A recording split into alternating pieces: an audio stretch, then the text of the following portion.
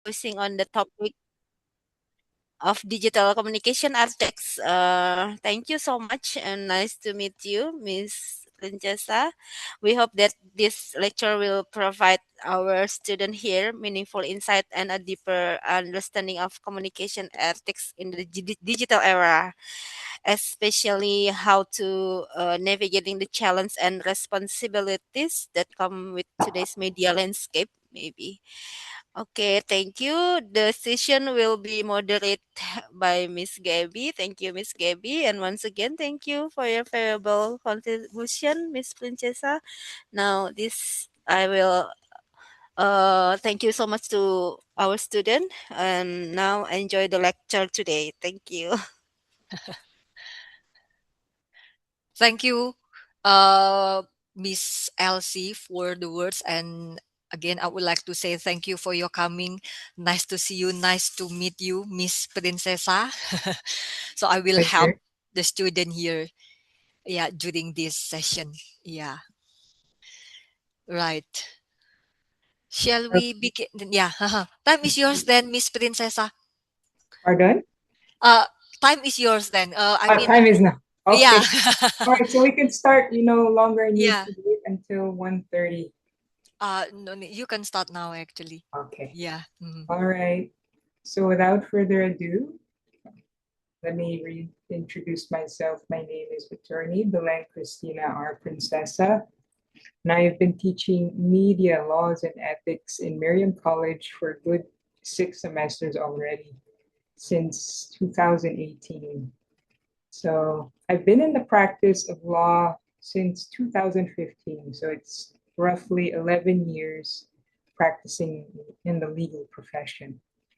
And may I note that during the bar exam, my highest score in legal ethics was the highest. So the, the rest, it's a little bit, but in terms of legal ethics, I could say that probably my heart's in the, perhaps in a good place. Okay.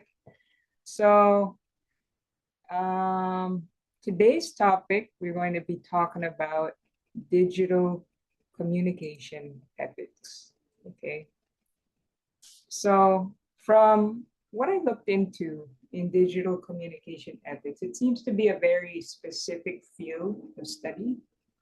So, before actually appreciating or grasping a good understanding of what digital communication ethics is, I think we should understand the concept of how we understand what is right and what is wrong. Okay. So presented to you, I made a diagram. Okay. I made a diagram here. I'm not sure about you all who are viewing. If you guys are reading, learners who like to read words, or visual learners. For me personally, I'm a visual learner, and then I like to infuse the readings into visual aids, so as for me not to lose sight of the big picture. Okay, so again, digital communication ethics is very specific. So before we can understand that specific detail in the field of ethics, we need to zoom out a bit. And in this outline that we have here, I divided it into 4 parts, okay? Namely, the introduction, ethics in general, digital communication ethics, and a couple of exercises where we dive into the application of cases in relation to digital communication ethics, okay? So first and foremost, let's go into the introduction, okay? All right, can everybody see that? Okay. For those of you who can enter in your answers through the chat box, you may enter in your answers, okay, to the question that I will throw out right now. All right. Thank you. Thank you for the engagement. All right. So, guys, from the time you were born up to the present day, based on your own personal experience. How do you know what is right or wrong? Any answers in the chat box will be highly appreciated. Just so I can get a little foothold of how you guys are thinking. I'll give you 20 seconds.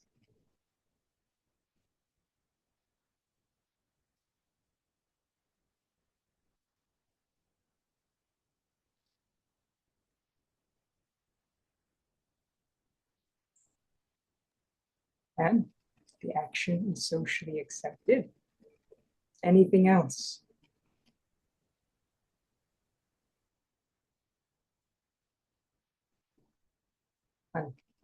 From the time you were born, like a baby, from the time you were walking around, how do you know which is right or wrong? Let's say, for example, let me give an example, a solid example. From the reward and punishment also, imitation. Yes, correct. Both are correct. Okay, you guys are getting the idea now, right? So from that instance there, reward and punishment. So if you're like a baby, then your parent tells you, don't do that. Otherwise, I'm going to punish you by not giving you these candies. Through family and friends, socialize with them. Yes, again, through groups of people, there were norms, mostly unwritten norm, as well as through observations, other people would give us reactions when we did something. Precisely. Okay, any more before we proceed to diving into the categories of where we learn the concepts of right and wrong? All of these are correct, by the way. Thank you, Miss Gabriela, Mika, Farina, and Nakayla. Thank you. Okay, let us proceed. So we only have an hour, right? Okay. All right. So like you mentioned, we have three ways to understand, or three sources in which we understand or come up with the concept of right or wrong.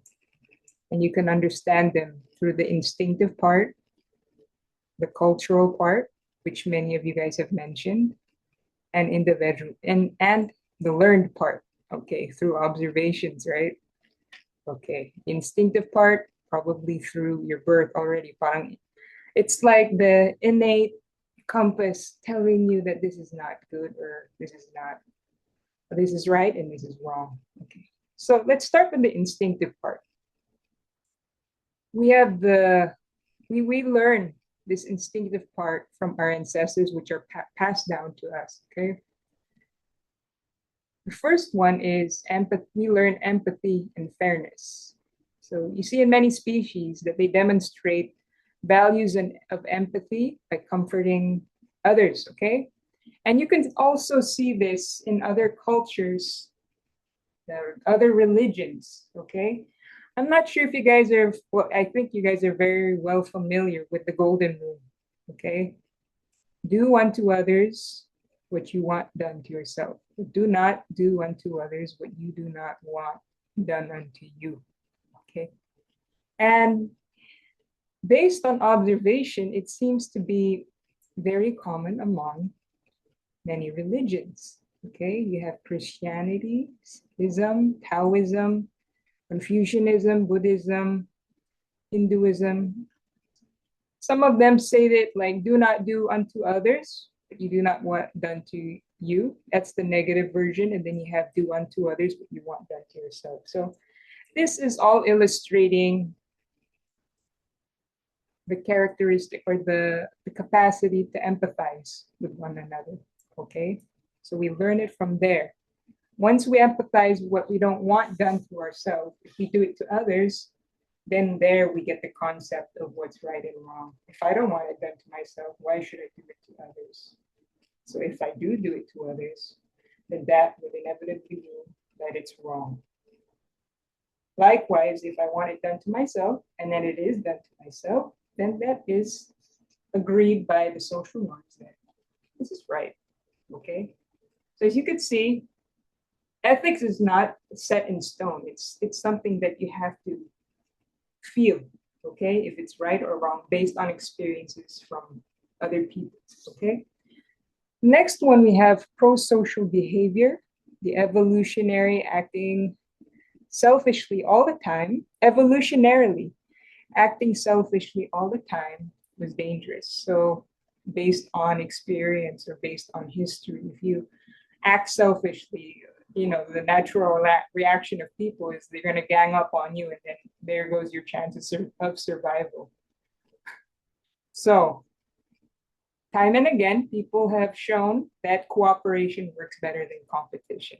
So we have pro-social behavior. If they're more social with other people, strengthen numbers, then there may be a higher chance of survival. But that's not a hard and fast rule, okay? Sometimes norms can be challenged, but insofar as survival is concerned, pro-social behavior, cooperation proves better than competition. You work together. So here's an illustration here.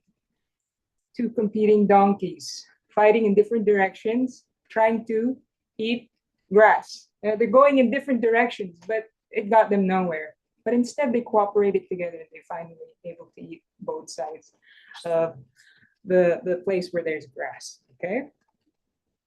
Then you have the moral instinct. Many researchers believe we're born with an inbuilt moral compass, but this is still debatable. Okay, some people say that we have an innate moral compass. Some say we don't.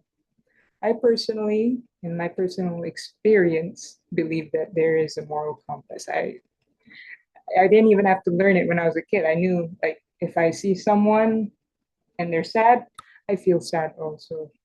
They're happy, I feel happy also. So instinctively, it kind of rubs off. Okay. So that's the first one. Okay. Then you have the social evolution, the cultural part. So many of you guys have mentioned, right? Socializing. Okay. Again, I mentioned that ethics was born as a basis for survival. Okay. And in groups, you have tribal survival. Okay. I mentioned that we cooperate, we survive more. And as a result of cooperation, we have built groups, okay? Social groups gets bigger and bigger to a point that within those social groups, you also have internal problems within the social group, okay? So this came out with like instances of within the group, killing, stealing, lying within that specific group or tribe. And this in a way jeopardized their survival as a group. So for purposes of ensuring survival of the whole group, what did people naturally do? They codified what they understood based on their norms, what is right and what is wrong. Okay, so they wrote down what are considered right and wrong. Okay, ethics is the norm itself. Codifying the ethics is the written form already, so that people can enter into that social agreement already. Which leads us to the social contract, rules evolving to allow us to live together comfortably. Okay, so we codify the ethics or codify the norms, which is considered right or wrong behavior. Okay, and we mentioned already that as a result of cooperation from different groups, we have different nations, okay? Different nationalities have their own concept of ethics in many different fields, okay? So we have the components, the social norms, as mentioned in the chat box, culture, and we have these codified ethics based on experience from the interactions of social groups for purposes of maintaining social stability, order, and fairness. Okay, so it creates a sense of order. Okay, so initially, as an individual, we know right and wrong for purposes of maintaining our personal survival. And since we don't live alone, we live with others, we cooperate, and we create groups. And now we have developed social stability, order, and fairness within the group. As individuals, individual development, again, like the example I gave, like in early childhood, we learn basic rules from the adults. So from our ancestors or from those who are older, they teach us what's right and wrong. Okay, so that may vary based on the families we live in. Okay, social interaction, again, with peers, we learn, well, it can go both ways. It can be a good influence and it can be bad influence too. So there's peer pressure as well. All right. And then we also have emotional feedback. So whenever we do an action and then we feel something like something is wrong, I don't feel good about it, then we get also a sense of what is right and wrong. This is from the view of you as a personal observer to how you interact with other people. This is a purpose of conscience, empathy, and justice. Okay? So you are all correct in the chat box. Now that we have a good understanding of where we get the concept of what is right and what is wrong, we can now understand how ethics came about. Okay? So from all of this, like we mentioned in the social evolution, we have the social contract, which we codify based on experience, what is right or wrong. Then we have ethics. Okay? Ethics is the thing itself, codifying is the written form. Okay? So the definition of ethics, now that we have an understanding of what's right and wrong, is the branch of philosophy that systematically studies, analyzes, and justifies concepts of right and wrong behavior, moral duty, and virtue. Okay? So again, keep in mind the sources, all right? We already know what's right and wrong. Ethics, in turn, studies all of that information. It analyzes all that information. It justifies all of the concepts of right and wrong behavior, moral duty, and virtue. Okay? Don't isolate that so you have a better understanding of where ethics came from. Okay? Okay. So there are many fields of ethics in that respect. Okay? This is just the general concept. Ethics can be seen in different specifications. For me, legal ethics, my obligation is to be loyal to my client, to be honest, etc.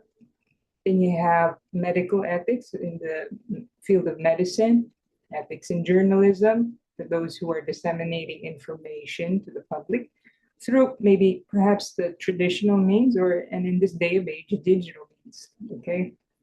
Then you have ethics in governance, like in governing countries or, yeah. Banking ethics, also in the field of banking, social cultural ethics, business ethics, veterinary ethics. So many, many fields of ethics. But today, we are now focusing on just one topic, digital communication ethics, okay? So this is very specific, just a very small branch in the very wide field of ethics in general, okay? But nonetheless, they all have culminated from the basis here, okay? Based on experience, social interactions, and individual development. We now go into digital communication ethics. Okay. How's everyone there? Am I going too fast or is it understandable? No, we are following you very well. Okay. It's understandable, miss. Okay. Very good. Yeah. All right. I don't want to jump straight into digital communication ethics because you won't be able to appreciate it without knowing the history. Okay. Anyway, so before there was digital communication ethics, before the advent of technology, we would communicate with each other with all our senses So basically our presence with each other physically. Back then in the beginning, we would physically communicate with each other. As time passed by, we would have different means of communication through print, right? Back in the ancient times, we used print media. There was no TV then, there was no radio, just basically print. But as time went by, we eventually went to traditional media outlets, which is television, radio, and then the modern print. And then recently in the late 2000 already, we now have digital communication ethics. Okay. Similarly to traditional media outlets, we also exercise our freedom of expression. Okay. So in the like manner, those apply. Okay, those general laws apply.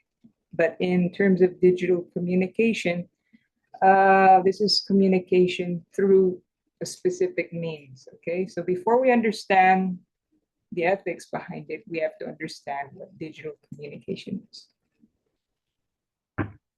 Technically speaking, digital communication is the transfer of information, data, or messages using digital signals, typically encoded in binary zeros and ones across electronic devices and networks. Okay, that's the technical definition.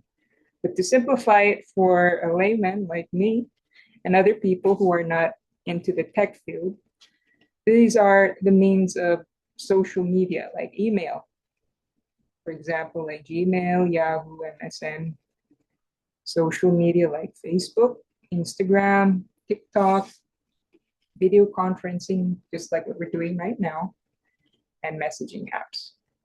Okay, so now that we have an idea of what covers digital communication, we now go on to the ethics. So like the definition in general, this is just more specific. It involves applying moral principles, honesty, privacy, respect, and accuracy to online transactions, content creation, and technology use. It ensures responsible behavior, combating misinformation, cyberbullying, while fostering trust and digital safety. Okay? So it's basically telling you in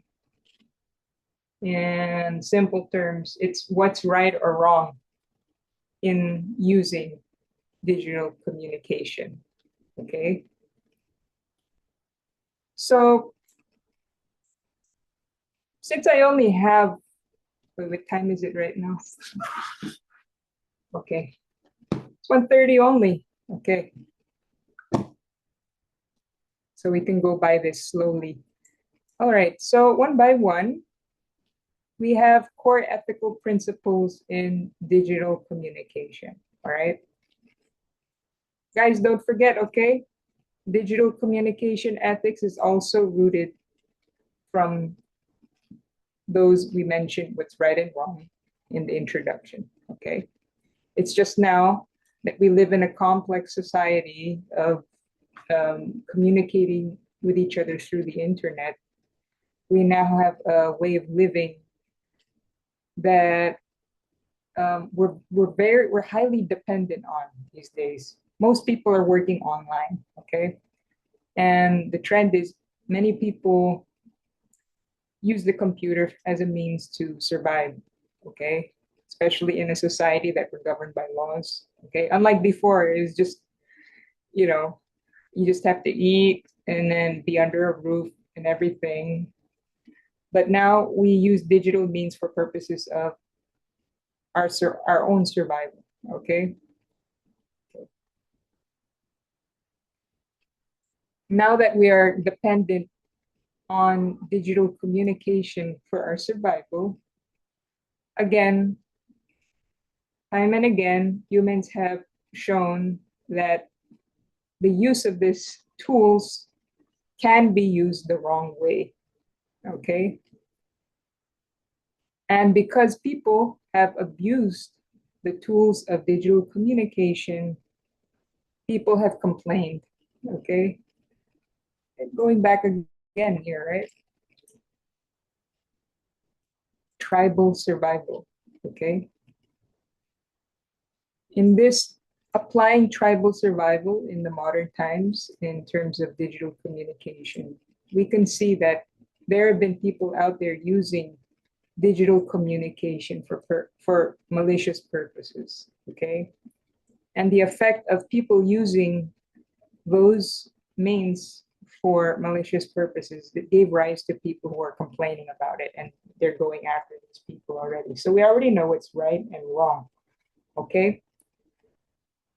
So in the context of digital communication, we can see that there are several core ethical principles involving digital communication. The first concern that we can discuss about is privacy and data protection, okay? Initially, when we were using social media, it was just a means to share ourselves to the world, right?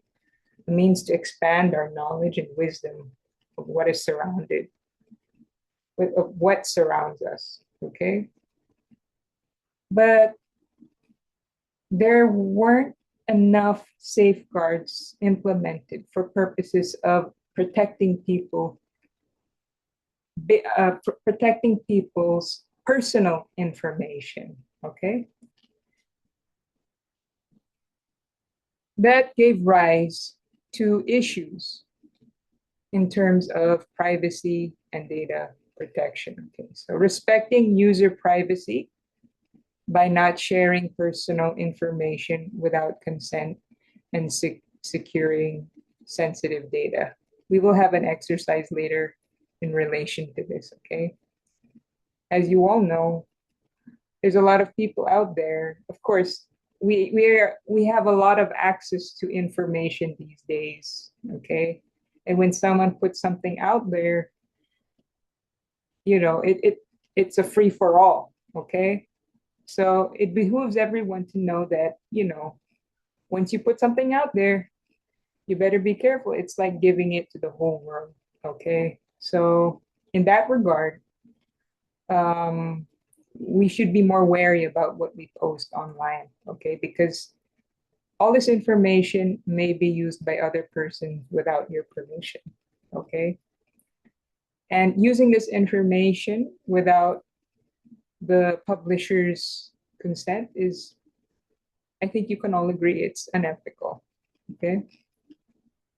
Next, we have another core principle: accuracy and honesty, okay?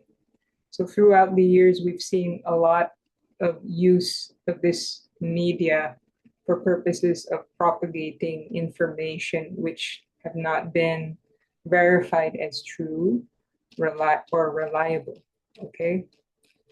So in that regard, you as future practitioners should avoid spreading misinformation, what we call fake news. And we have to make sure that the information is verified before sharing, okay? I mean, there's no problem with you sharing your personal experience in the day, but when it comes to information in the fields that you're not too knowledgeable in it, citations would be more proper, okay? So as not to give the wrong information to people who might take it in a different way, and then, you know, the consequences might even be fatal, okay? All right.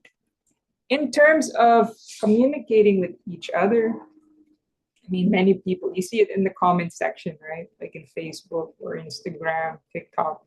Just a lot of people throwing in their peace of mind, okay? And they're not that tactful when it comes to giving their peace of mind. They're somewhat reckless, and at the same time, some of them would hide their identity, okay? So that in a way has an effect on other people, okay?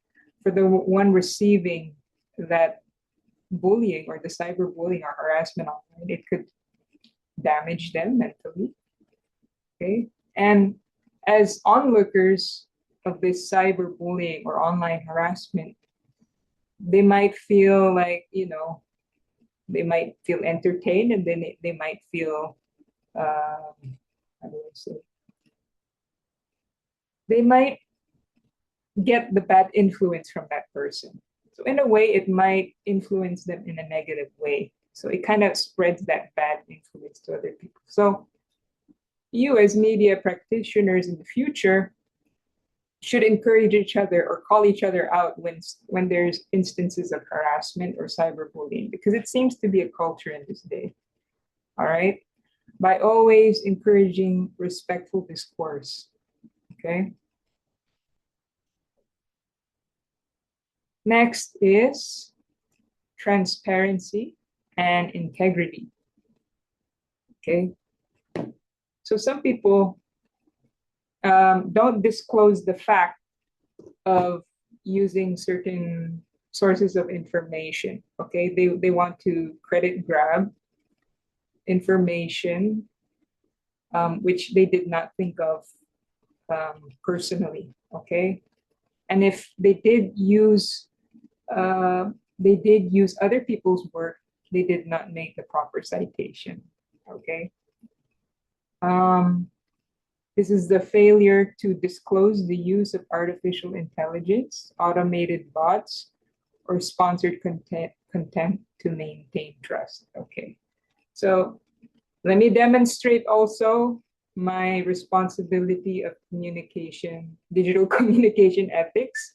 Some of the sources here I have used online, okay? But I also infused my understanding of ethics in general and put it into this specific diagram here so that you guys can easily understand it, okay? Intellectual property, avoiding plagiarism, like I mentioned, avoiding plagiarism and giving proper credit for intellectual property in digital spaces. So don't publish anything without proper citations, okay? I mean, you can write things on the chalkboard just to, explain your idea of what the concept of like digital communication is, right? You can write it down on a chalkboard or make an illustration yourself. But when it comes to publishing as an authority, make the proper citations, okay? Okay, then we have accessibility and inclusion. Ensuring digital content is accessible to people with disabilities and working to bridge the digital divide. Okay, so I think some people are working on different ways because some digital communication, we use the means of technology to communicate with each other. There have been advancements in technology to also accommodate those who, who have sight impairment, hearing impairment. Okay. So that in a way to be inclusive to everyone to the access of this medium of communication. Ethically, we would want to create innovations that would also accommodate them as well. Okay. So that's what the core ethical principles are in digital communication. So there have been challenges in the use of digital communication, all right? The digital footprint, being aware of the long-term impact of online actions and content, okay? So like I've mentioned before, that in this day of age, when you put something out there, be ready to put it out to the whole world, okay? So in that respect, you got to be very careful what you post online, all right? These things can be used against you if it's something that was not good that you posted.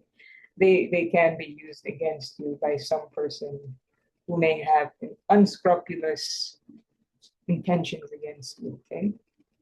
Better safe than sorry. Then accountability.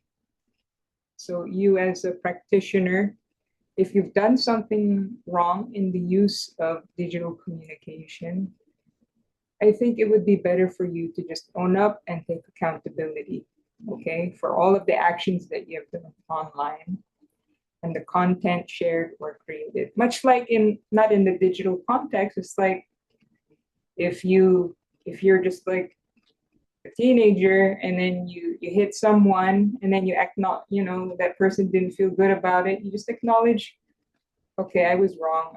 I shouldn't have done that.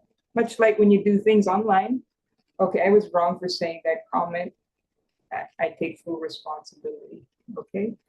That's for purposes of fostering a good culture, okay? Being a good influence to others. Because in this day and age, we need it so much.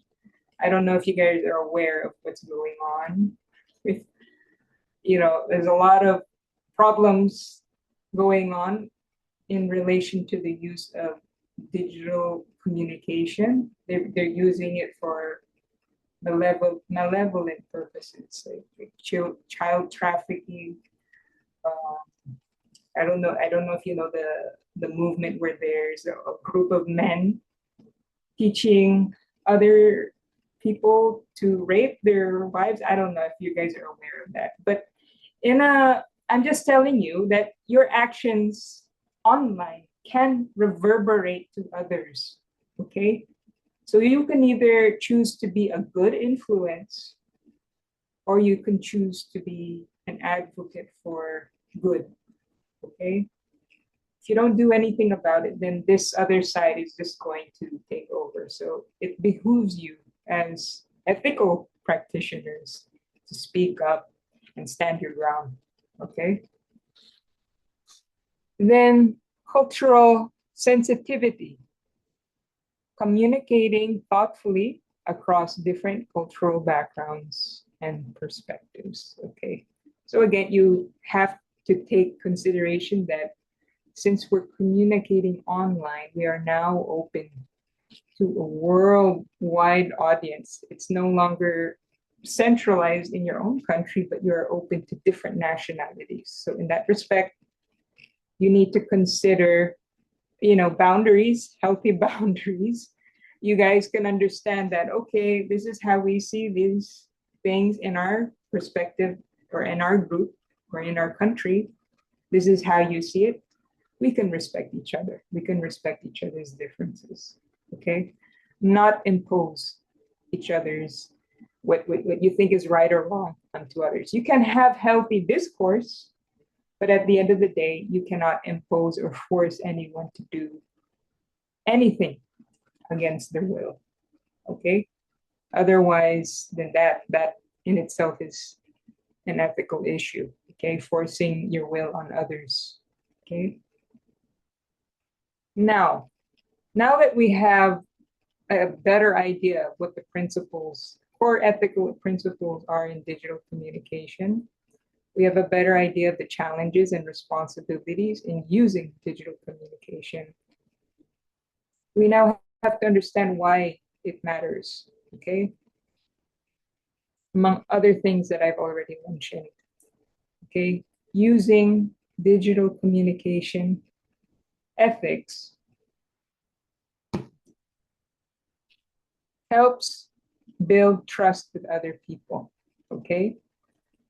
Again, when you're able to be ethical in the way you communicate online, it reflects on your image, okay?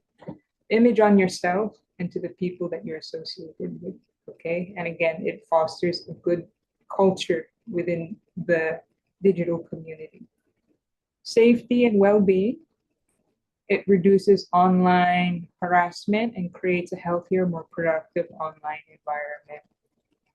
And professionalism, essential for maintaining positive professional reputation. Okay, that's the specific significance. And if you can note, it's very much relatable to what we discussed in the beginning of the introduction, at the core of it, right? We know what's right and wrong because we have the capacity to empathize. We understand that survival is important. We have the right to live. And in that survival, we learn that cooperation goes far more. It goes far more than competition itself. We learn to work together as a group and work together in making a stable group and creating safe spaces for everyone within the group. Okay. And we also learn what's right or wrong based on our conscience and our concept of justice. Okay, so kind of correlate that from the beginning. Okay, so you have an understanding of where we came from. All right. Okay. So now that you guys have a better idea of what ethics is and digital communication ethics in particularly, let's see if you guys can determine whether, based on the state of facts I say, you think this is ethical or not. Okay? So again, once I give you the example or the set of facts, kindly write down your answer in the chat box, okay? First one. Situation. An AI chatbot was designed to interact on social media with various users. The said chatbot learned repeated racist and sexist content from users. The ethical issue here, is it ethical to create an AI chatbot without proper safeguards in terms of its learning capabilities? Okay, you have 30 seconds to answer, 20 seconds to answer. Is it ethical? And give me your reason why it's ethical or not.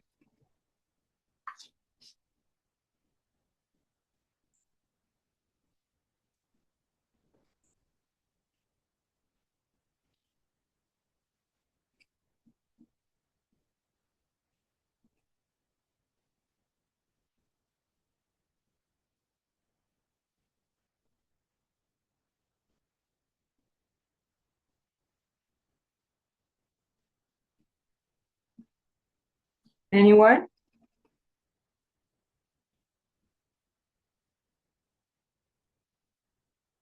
An AI robot was designed, but all it did was repeat racist and sexist content from its users. Is it ethical to create such chatbot without proper safeguards in terms of its learning capabilities? Is it ethical? Yes or no? If you think it's ethical, no.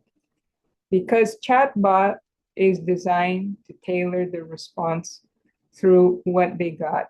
They need to tailor the response in the proper way.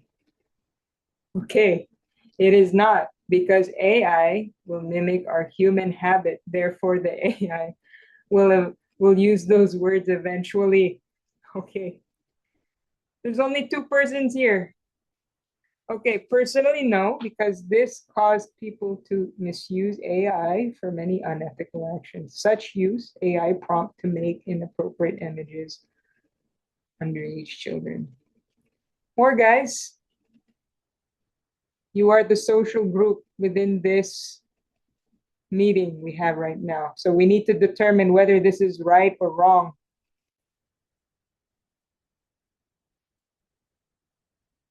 So far, we have 4 people who say this is not ethical. For those who do not speak, then I will just, I will assume that, you reserve your right to remain silent.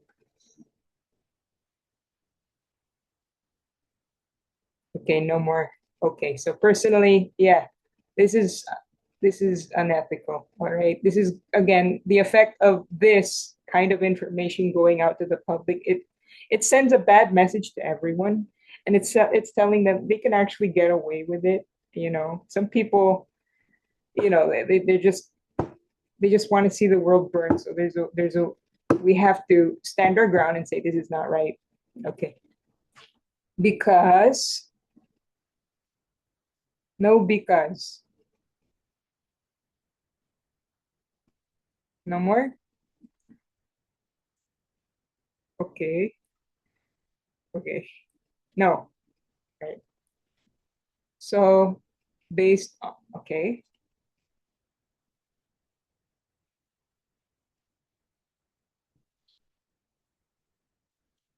Oh, okay. Would you like to explain, Miss Elsie? Okay, thank you. AI system learn from data. As we know, without monitoring or filtering, it cause maybe privacy or data protections problem. Maybe Miss Princess, I think it's not. Apa ya? No filtering or monitoring because chatbot is designed to, yes, like Miss Gabby said, that because chatbot is designed to tailor not respond, and also the system learn from data without monitoring and filtering, it causes risks and harm from privacy and data protection. I think it's my opinion. Thank you. Thank you so much. I think it is clear and apparent that you all agree that this is unethical. Okay. So do you see how the social evolution works?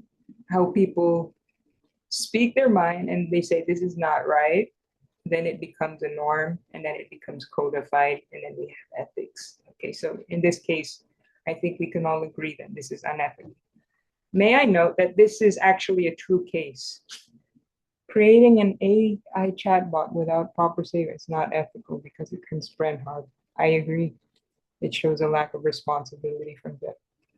Very, yes.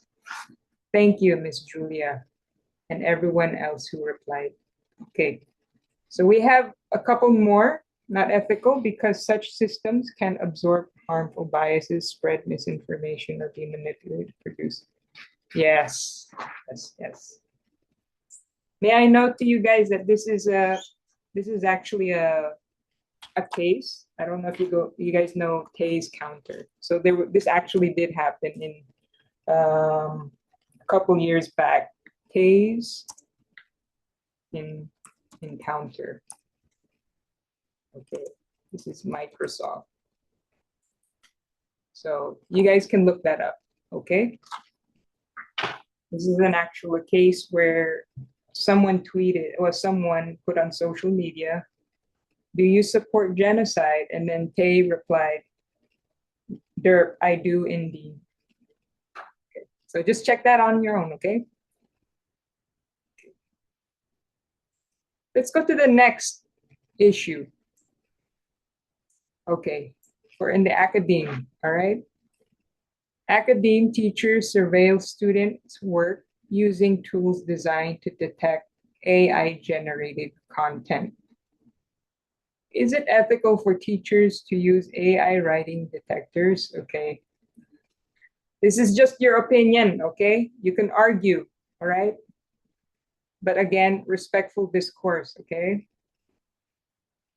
You have a couple seconds to show whether you think the use of AI writing detectors is ethical or not.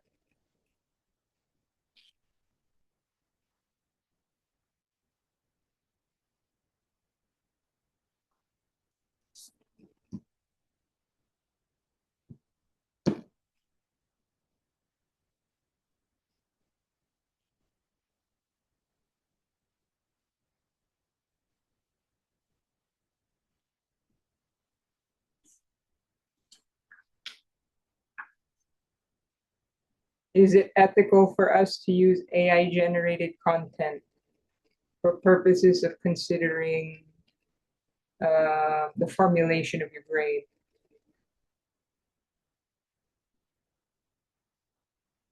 I might learn something from this. I did that to justify my doubt about their writing. AI is used as a tool to help humans work. Okay. We have one that said it is ethical. Anyone else?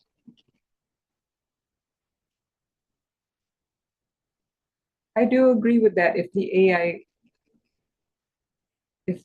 AI writing detector is really reliable, it is ethical because they have the right to do that as a teacher, to know the truth about their students' work. Okay. I guess for purposes of that, determining whether their students' work is correct or not. Anyone else?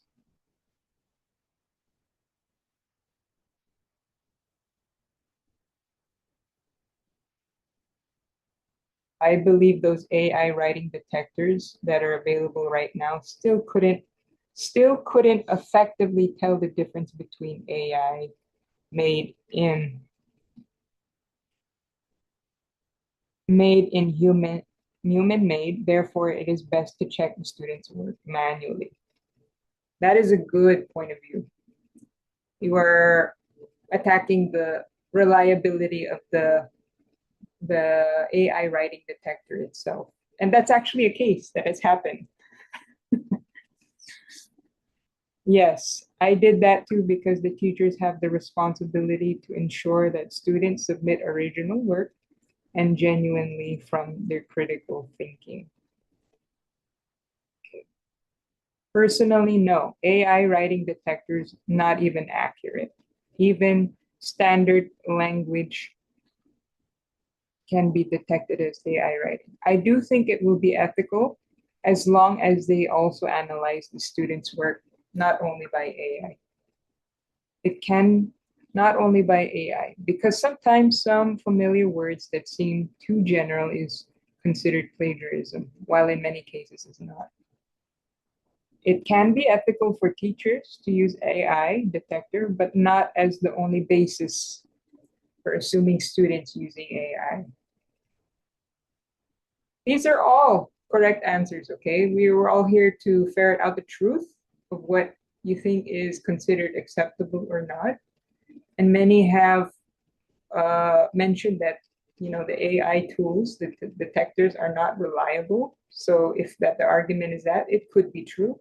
Now, if the AI detector is reliable, you can use it for specifically that purpose, I guess, but not primarily as the main reason to grade a student. You can also resort to manually checking the student's work, okay?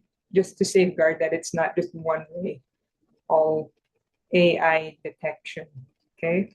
It can be ethical, but only if used carefully and not as the sole basis for evaluation. Yeah, I agree. For example, it can be used to check whether a student used AI when completing an assignment. Okay, nice answers. All right, let's move to the third issue. I think we won't need to, this is already understood that this is unethical, using AI to create realistic fake videos of public figures. Oh, there's another one. Going back to the other issue. In my opinion, when talking about whether it is ethical or not, it can be considered acceptable because in today's AI-driven era, many students use AI to do their assignments.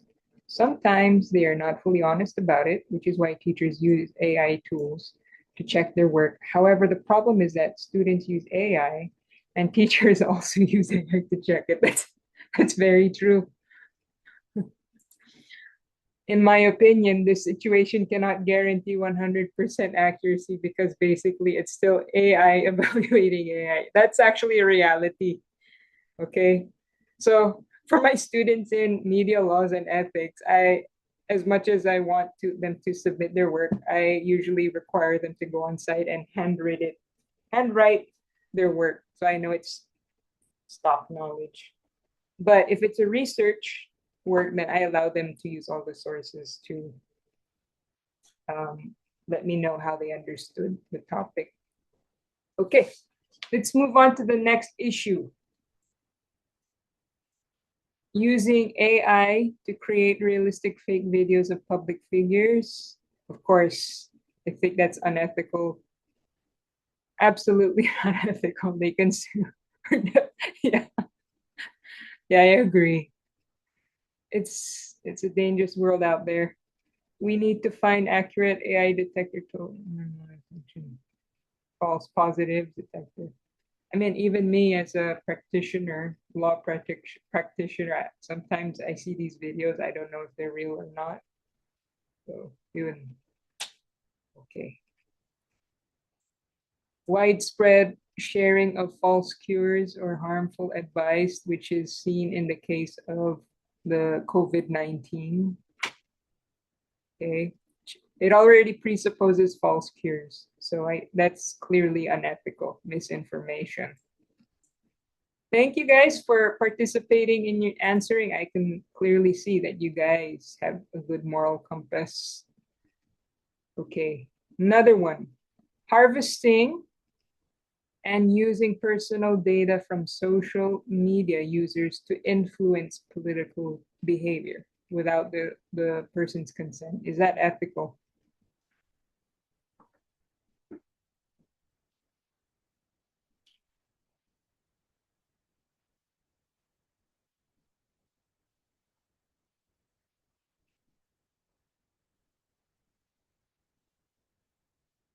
Harvesting without consent and using personal data from social media users to influence political behavior.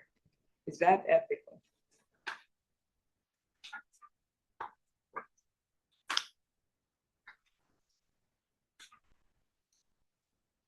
No, it breaches personal property. Yeah. Thank you, Miss Gabriela. It's a right to privacy too. What else, guys? Ethical or not?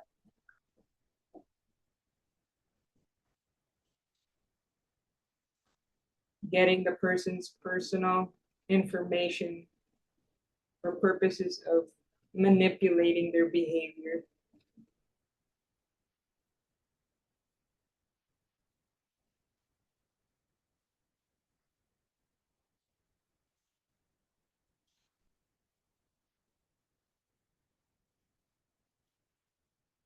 It is not, because in many cases, some parties using other people's data to build their branding without other people's consent. Yes, this is very prevalent.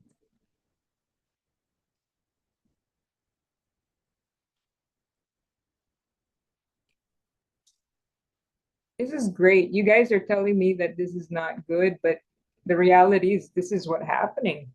We need more of you guys to stand up against these abuses.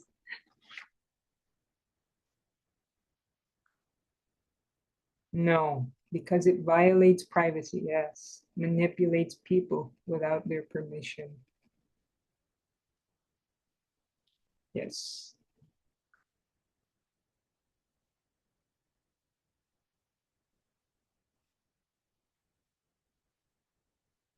Anyone else?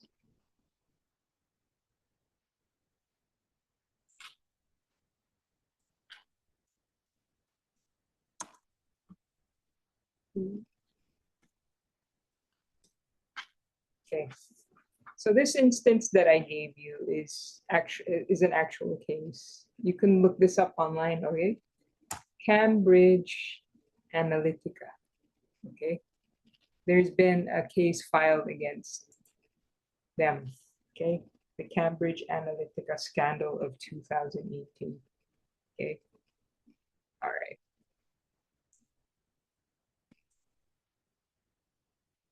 I think it's already 2:08. We have 3 more issues to tackle. Fitness trackers and smart devices targeting children. Is that ethical?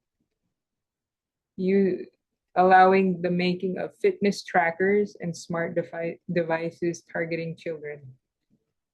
I would say it can also be unethical because in some cases it creates anxiety for children.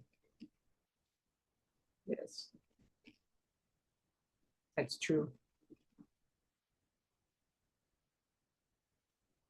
Fitness trackers, smart devices targeting children. Anyone else? Thank you, Miss Nikela.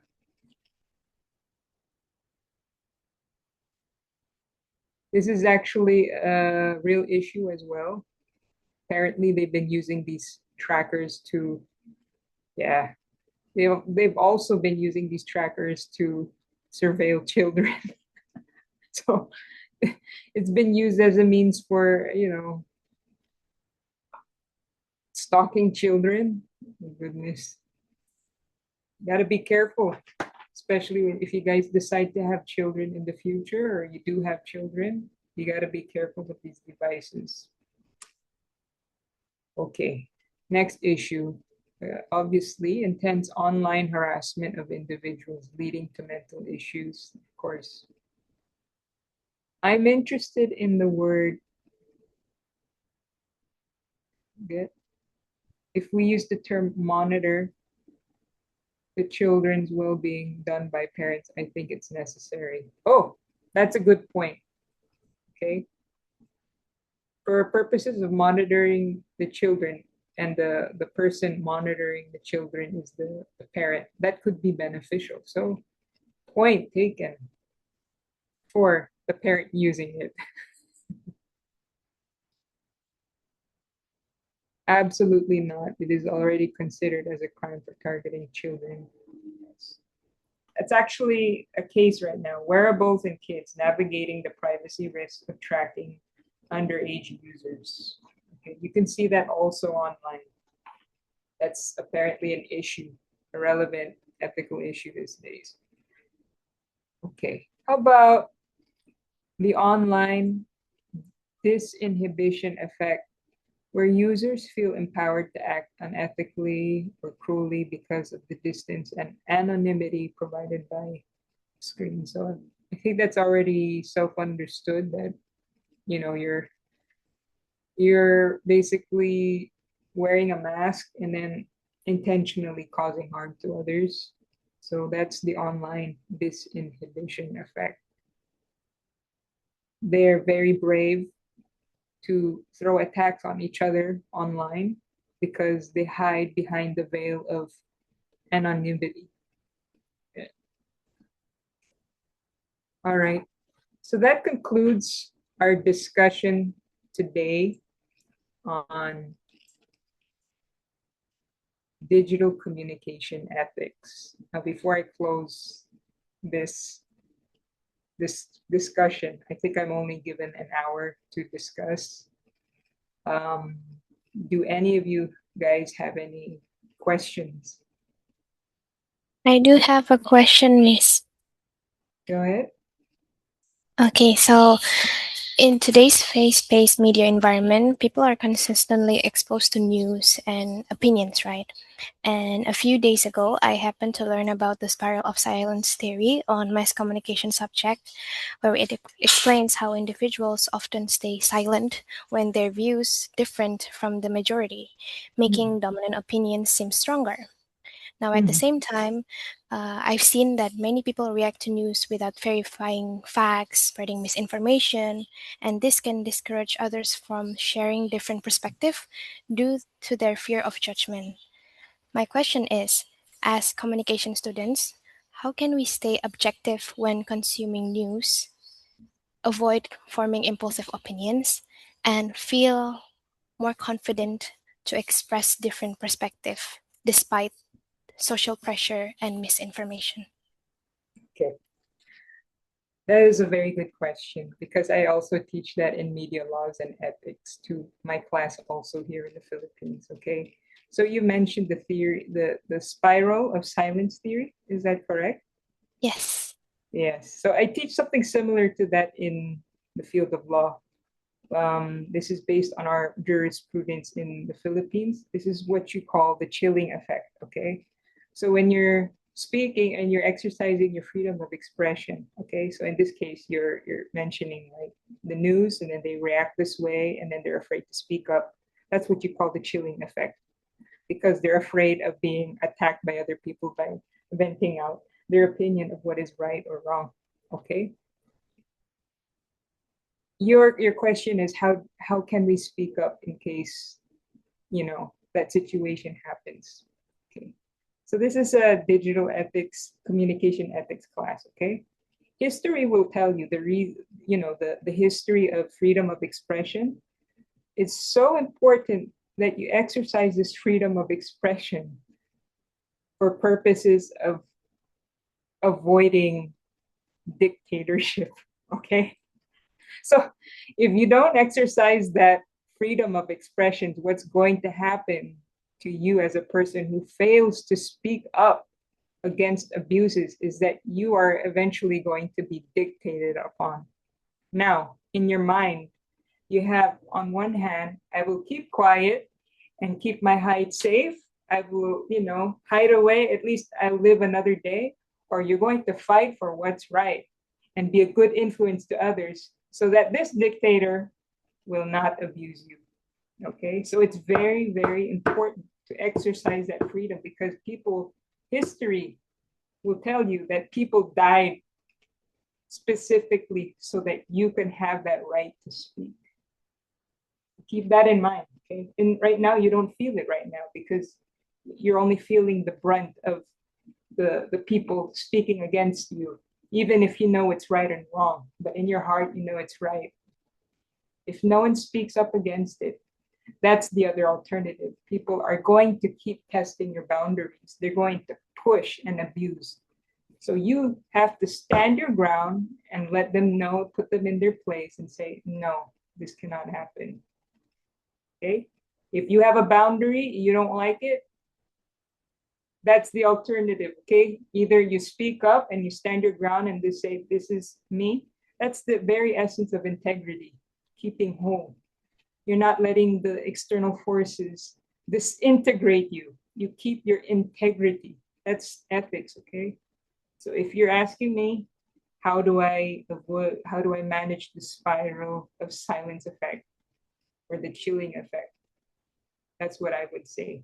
You weigh out the effect, okay? You weigh out the effect of you speaking up and you weigh out the effect of you not speaking up, okay? Okay, I hope thank you, it Miss.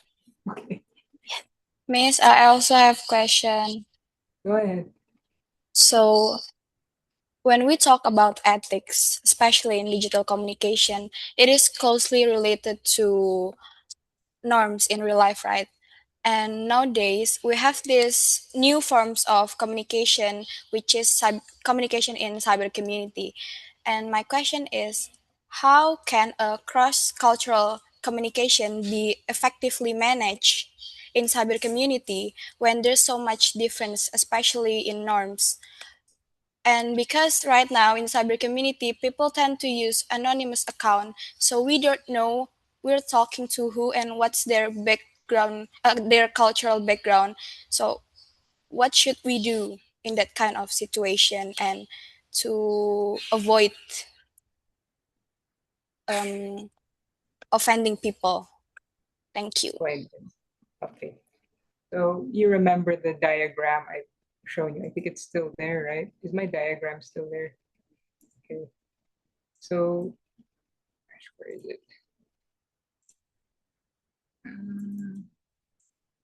Oh, there it is. Okay. So you're dealing with different cultures, right? Your answer is dealing like how do you deal with people or communicate with other people of different cultures and sometimes them not divulging their identity. Am I correct? Okay. And you're asking me how to deal with that. Okay. Like I said, we have digital communication ethics is very specific, okay? But at the root of it, in any form of ethics, you always have to question yourself.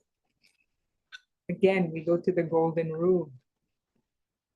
Do unto others what you want done to them, okay? If you don't like how they're treating you, don't do it to others. And if you see people doing that to others, then you can step in and, at least tell them, we cannot agree on these things, but we can agree to just respect each other's differences, okay? Where there's no agreement with respect to the ideas and where there cannot be love to bind you both, let respect be the boundary, okay? So the bottom line is you just respect each other. Insofar as the person who is appearing there anonymously, I mean, that's already self-explanatory. The person is going there with a mask. That already presupposes that why are you wearing the anonymity? Why would you give credence to that in the first place? So those who actually show their identity and they speak their mind, then you can probably give more credibility to that as opposed to anyone who inserts their communication in the guise or in the veil of anonymity. Okay, I hope that answers your question. Thank you, Miss. Thank you. Anyone else? Those are really good questions. Hello. Yes. Very proud of Oh, you guys. Yeah. my name is Mika, but I'm using Kaila's mic because mine is unavailable. So sorry. Okay. No And I problem. have two questions. My first question is, you've mentioned about accuracy and honesty, right? And there are the two of core ethical pillars of digital communication. However, in the news industry, informations often have to be published in real time, and therefore this pressure can lead into misinformation because what is it? We don't have this time for checking. And even though writers can edit the information as they go, the misinformation has already been published. And does this count as an ethical violation? And the second question is, the pressure of real time to publish information, it compromise the verification process, right? So how can we prevent inaccuracies in this case? Okay. All right. So you're mentioning that there's some kind of time pressure to produce some publication, correct? Correct. Yes. Okay. And then in the process of making that production under that time constraint, there was a publication of misinformation, correct? Correct. Okay. And now your question is, how can we avoid, how can we resolve um, publishing misinformation based on time constraint? Is that what you're asking? Yes, and also, is it unethical? Is it Is it um is it count as an ethical violation? ethical violation? Well, I mean, you can actually divide it, the actions, whether one action is unethical or not, based on separating the facts in itself. They say the time pressure itself, that can also be questionable whether it's ethical or not, because as practitioners, I think your guys' goal to disseminate the information, I think it's more important to be truthful as opposed to just publishing without verifying. Okay. So when it comes to on this side, you have to publish it on time as opposed to publishing what's right and what's true, verified. This one has more importance. Okay. But you cannot do without the element of time as well. So in that respect, for purposes of harmonizing um, those two factors, the time constraint and making sure that the information is verified. Probably, perhaps as a practitioner, you work within that time pressure, but in no instance would you publish anything that's false. Okay. At most, if you don't have the right information in itself, you can just say there's no information yet. But to make a conclusion based on faulty information, then you'd still publish it without verifying, then you can say that would be considered unethical. Okay. Thank you, Miss. Okay. Any more questions?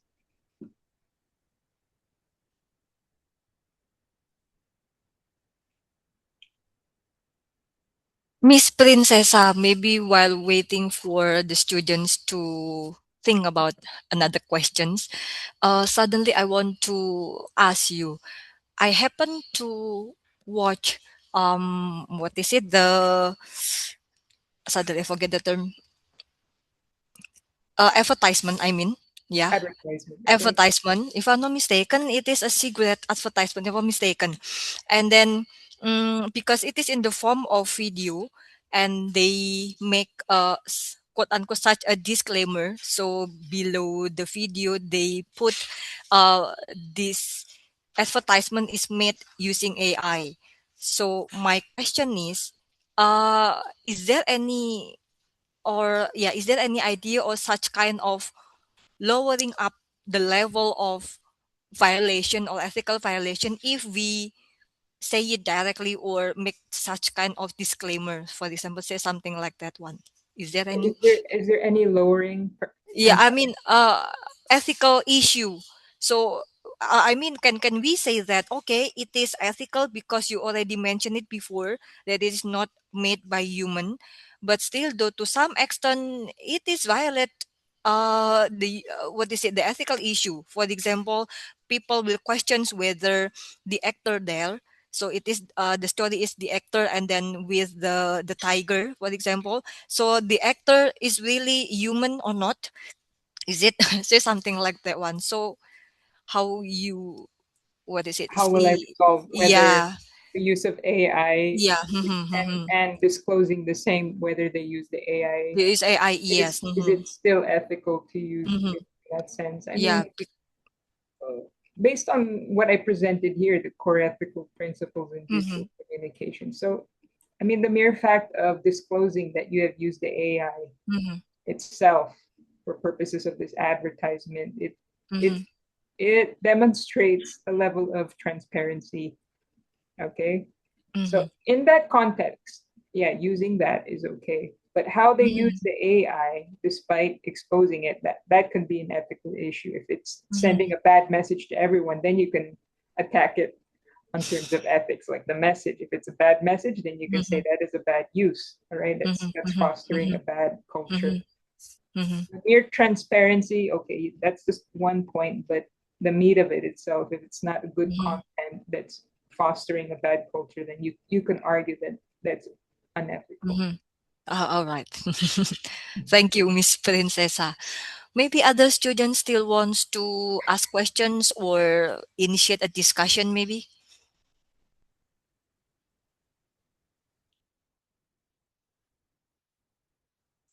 Those are really good questions, by the way. Thank you.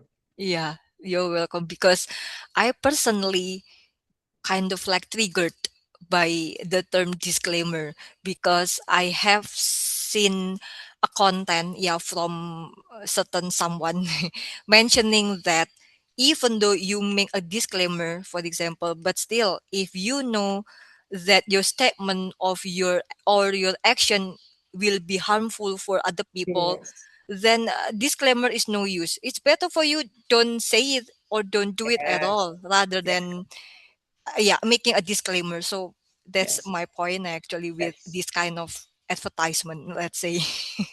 May I note Mhm, also that, well, mhm, in our jurisdiction here in the Philippines, you have the right to mhm, speak, you have freedom of expression, but mhm, the freedom of expression is not absolute.